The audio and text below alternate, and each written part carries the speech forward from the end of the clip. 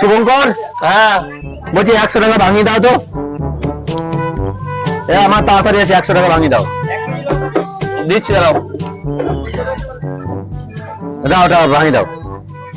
কি দেবো, ভাঙিয়ে দেবো? টাকাটা খুঁটিয়ে করে দাও। টাকা তোমার নেই, টাকা মেশিনের টাকা, 56 টাকা। তোমার টাকা কিসের হয় এবার? যাও দে। বাহ, ঠিক আছে, দাঁড়া দেখছি। দাও তো, 1 কেজি পটল কত?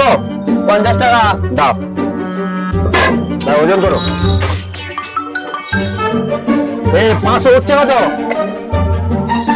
40 টাকা। ঠিক আছে।